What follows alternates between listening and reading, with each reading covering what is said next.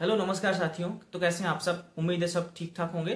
But जो अभी जो ऑर्डर आया है यूपी ट्रिपल एससी जेई के जो 2024 का केस को लेकर जो डिस्पोज हो चुका था, केस डिसमिस हो चुका था, उसके बाद भी बीटेक वालों ने केस किया था, उसके बेसिस पे आज ऑर्डर आ चुका है। अभी ऑर्डर आया है। लेटेस्ट अपडेट ये है, हैरान कर देने वाली बात ये है कि यहाँ पर इस ऑर्डर में साफ साफ लिखा गया है कि जो पेटिशनर है 173 पेटिशनर के साथ साथ सत्येंद्र यादव पेटिशनर हैं, टोटल मिलाकर के 174 पेटिशनर हो रहे हैं।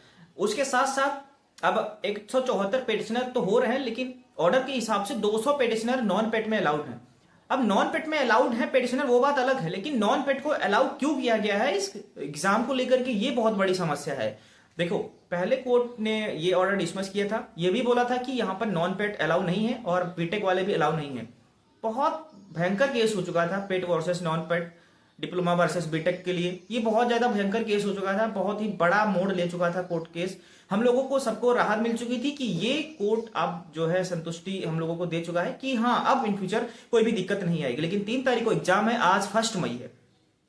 बाकी लोग अपने एग्जाम की तैयारी में लगे हुए हैं और बेसिकली अपना एग्जाम की तैयारी के लिए 400-500 किलोमीटर दूर जो सेंटर जा चुका है उनके लिए अपनी तैयारी भी कर रहे हैं। लेकिन आज की डेट में तुरंत एक ऑर्डर आता है। ऑर्डर में साफ साफ लिखा है कि यूपी में जो अगस्त 2024 की जो वैकेंसी थी यूपी ट्रिपल एससी जेई 2024 की, उसमें जो है लोगों ने ये ऑर्डर निकलवा दिया है कि पेटिशनर के साथ साथ 200 कैंडिडेट्स हैं टोटल मिलाकर जो नॉन पेट हैं और वो यूपी ट्रिपल एससी जेई के एग्जाम में जो है पार्टिसिपेट करेंगे।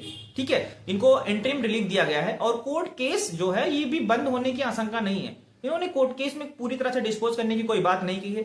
लेटर जो ऑर्डर है वह मैं आपको व्हाट्सएप ग्रुप या कहीं भी आपको शेयर कर सकता हूं अगर आप चाहते हैं तो। ये बहुत ही गलत है। अगर कोर्ट, ये जो कोई भी कोर्ट हो, इलाहाबाद हाई कोर्ट ने जो ऑर्डर दिया हम लोग काफी खुश थे।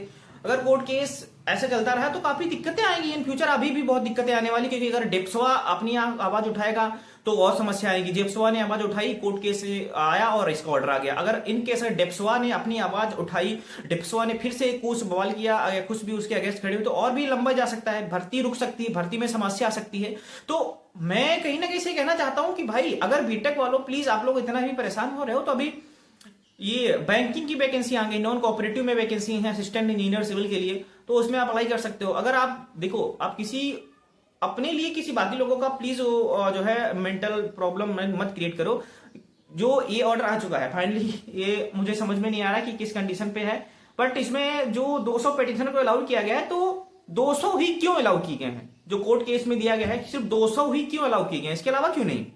देखिए, आप सबके लिए ये न्यूज काफी ज्यादा हैरान कर देने वाली, मेरे लिए भी शॉक्ड मैं भी था। जैसे ऑर्डर आया तो मैं भी शॉक्ड हो चुका था। तो हाँ, लेकिन एग्जाम होगा, डिप्लोमा वाले एग्जाम देंगे, 3 मई को एग्जाम है। सब लोग एग्जाम के लिए तैयार रहिए। बाकी किसी से लड़ाई नहीं करना है आप सबको।